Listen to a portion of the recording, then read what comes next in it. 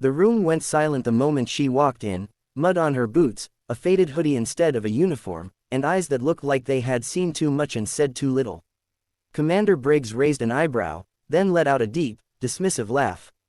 "This is the sniper your team recommended," he scoffed. "She looks like she got lost on her way to a college campus."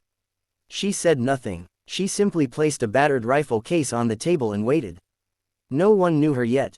No one knew that within the next 48 hours, this quiet stranger would save an entire unit, stun a battle-hardened commander, and reveal a truth so humbling that even Briggs, known for his iron ego, would struggle to find words. Her name was Arya Lane, and she was the angel who once made a 3,347-meter shot. Briggs wasn't an unkind man, just a man who trusted what he could observe. And what he observed now was a thin woman with sleeves too long, hands trembling slightly, and not a single ounce of the swagger he expected from a sniper.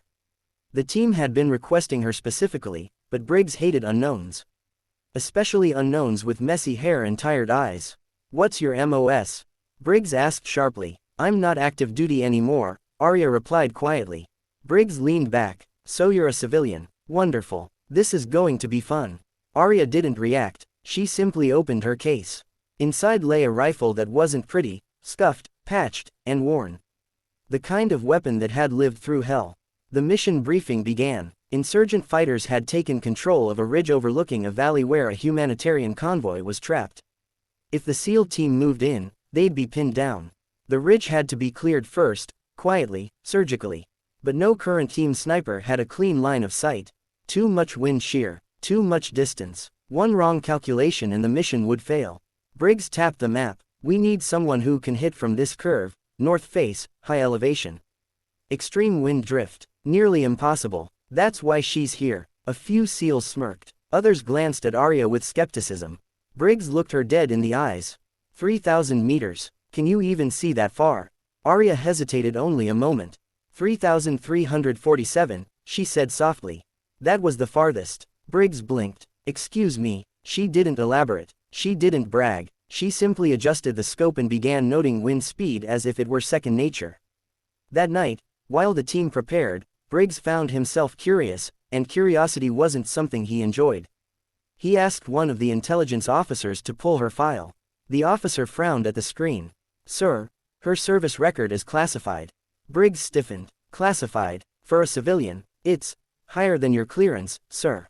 For the first time in many years, Commander Briggs felt something he hadn't felt since he was a rookie. Confusion mixed with discomfort. Who exactly was she? At dawn, the team moved out. Arya climbed alone to an isolated outcrop overlooking the ridge. No spotter, no backup, nothing but her rifle and a small weather meter held together with electrical tape. "Angel, do you copy?" Briggs asked through comms. Arya flinched. "Who told you that call sign?" She whispered. "No one," Briggs replied. "It's just what the team started calling you." She didn't answer. She was already adjusting her breathing. Through her scope, the world narrowed to a single target. Wind fast, cross direction, high turbulence. Any normal sniper would pass. But she was not normal.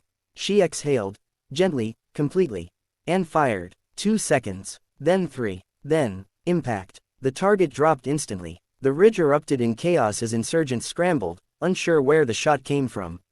Arya didn't move. She fired again, and again. 3 shots, total, each over 3,000 meters. Each clean, each life-saving. Within minutes, the ridge was cleared. The SEAL team moved safely into the valley and evacuated the convoy. Mission success. When the team returned, Briggs didn't laugh this time. Instead, he walked straight to her, stopped a foot away, and spoke quietly. "You weren't just good," he said. "You were unbelievable." Arya swallowed hard. "I just did what needed to be done." "No," Briggs said gently. "I've led SEALs 23 years. I've never seen shooting like that. Tell me the truth. Who are you?" Arya hesitated, then finally answered. "I was a spotter first. My partner, my brother, was the sniper. He died overseas. After that, I kept going. I took his weapon, his position, his call sign. Angel wasn't mine, it was his." Her voice broke for the first time. "I made the 3,347-meter shot the day I lost him. It saved my team, but when I came home, I couldn't stay in uniform anymore." Briggs said nothing for a long moment. Then, slowly, He removed his cap, a gesture Arya had only ever seen SEALs do for fallen heroes. I'm sorry, he said quietly. And thank you, for today, and for everything before. She looked down. No, she whispered. Thank him, I'm just trying to live in a way he'd be proud of. As Arya walked toward the helicopter, the entire SEAL team rose to their feet. No shove, no command, just silent respect. Briggs called after her. Angel, she turned. If you ever want to come back, you'll have a place here. Arya managed a small, fragile smile. I'm not a soldier anymore, Commander. I'm just someone who tries to help where I can. Briggs nodded. Then you're still exactly what the world needs. That night, as the helicopter lifted off, Arya looked at the stars, quiet, distant, cold. But for the first time in a long time, she didn't feel alone. She felt like someone had finally seen her. Not the legend, not the myth, not the classified file. Just Arya, a woman carrying her brother's legacy one impossible shot at a time. And somewhere deep inside her, something eased. Something healed. Because even after the longest distances, even after the heaviest losses, some angels still return home.